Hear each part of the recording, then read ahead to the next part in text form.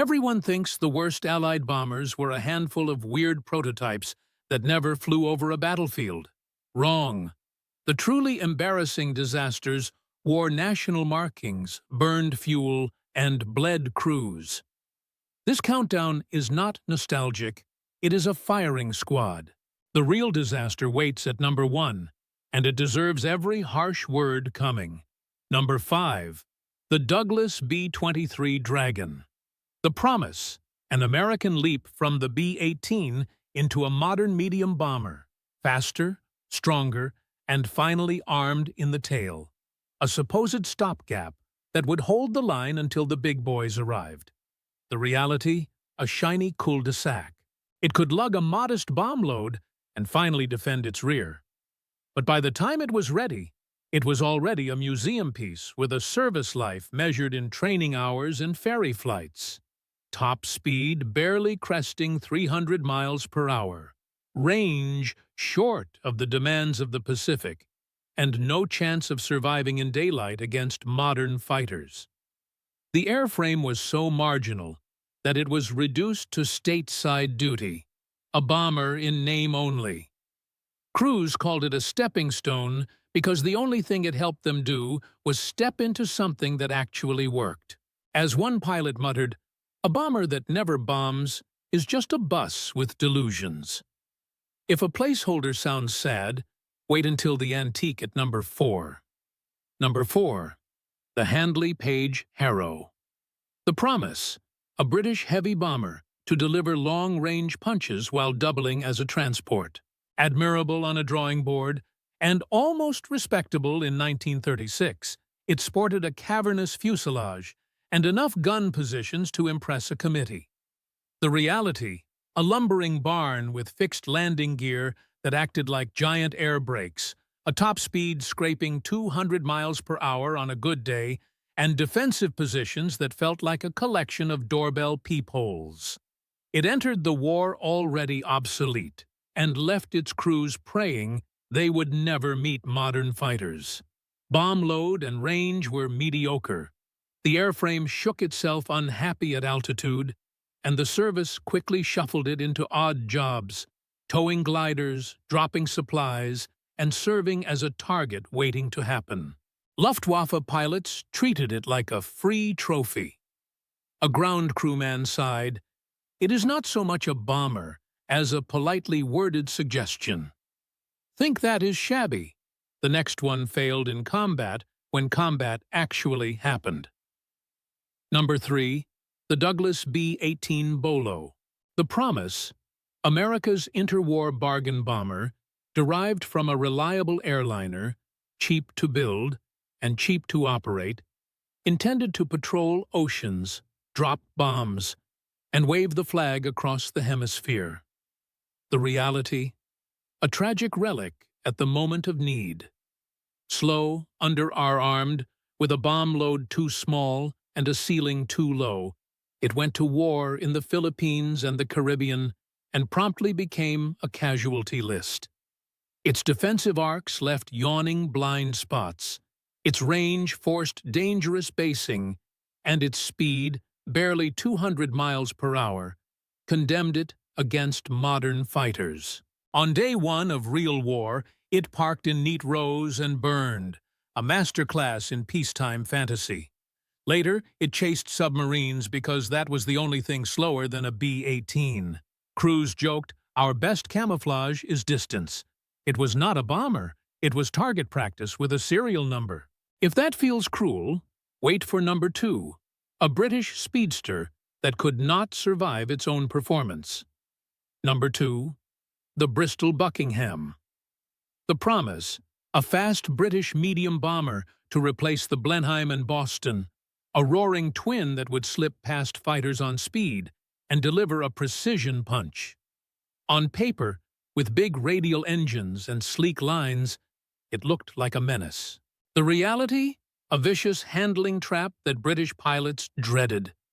It arrived late, by which time German defenses were hardened and radar-controlled, and its unstable airframe punished crews on takeoff and landing. Pilots fought yaw, Dutch roll, and unpredictable stall behavior, and the bomber role was quietly cancelled before it could finish writing its own obituary in flak and hedgerows. Most were converted into fast transports, which is military code for we have no idea what to do with this embarrassment. Its armament layout left the rear quarters weak. The bomb bay was awkward, and the design chased speed at the expense of survival. One squadron leader spat. "It goes fast in the wrong direction. Straight to the scrapyard." If that sounded like a waste of metal, number one was a waste of men. Number one, the Fairey Battle. The Promise, a neat British single-engine light bomber, modern by late 1930s standards, built to swoop in low, drop its load, and skip home under the noses of unimpressed flak crews. It carried a respectable bomb weight for one engine, wore a Merlin, and had the official confidence of a nation desperate to modernize. The reality? A death trap over Europe. By the spring of 1940, it was flying into the jaws of Messerschmitts, with the climbing ability of a farmhouse and a top speed barely enough to outrun yesterday. Its slender profile and glasshouse canopy could not hide the truth: slow, fragile, and almost defenseless. The rear gun was a single rifle-caliber pea-shooter. The pilot sat behind a long nose that devoured visibility, and the engines, even the early Merlins, were no shield against fighter cannon. Tactics called for low-level daylight attacks on bridges and columns. That was not bravery. It was a recipe. Over the Meuse, over Maastricht, waves of battles pressed in and were shredded.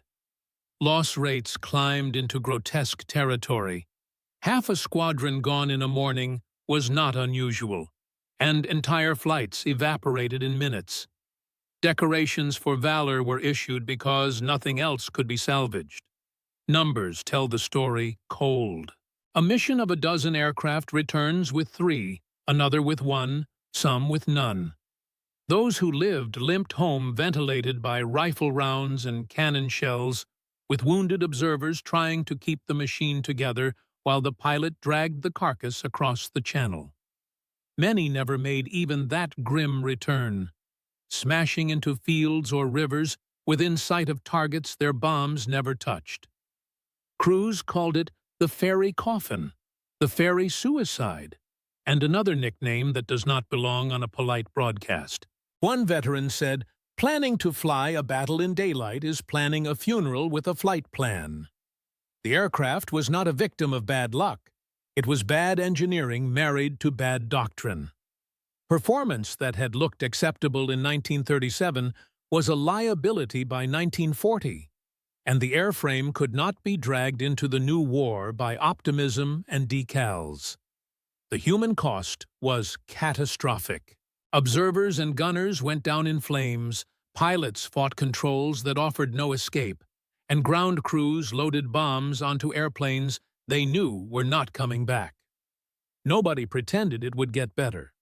The type was banished to training and target tug duties as fast as politics allowed, leaving behind wreckage and rows of graves as the most damning after-action report a design can ever receive.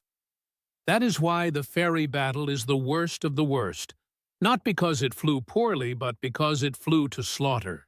5 aircraft, 5 failures, and every one an embarrassment in aluminum. The Dragon that bombed nothing, the Harrow that trundled like a parade float, the Bolo that died on contact, the Buckingham that scared its own pilots, and the Battle that bled a generation. Disagree, or think a worse one got off easy. Say which disaster I missed. If you enjoyed this, tap like and subscribe. Really helps. And drop a quick comment telling us where you're watching from. The United States, the United Kingdom, Canada, Australia, or anywhere else in the world. Your reply helps the video reach more people just like you.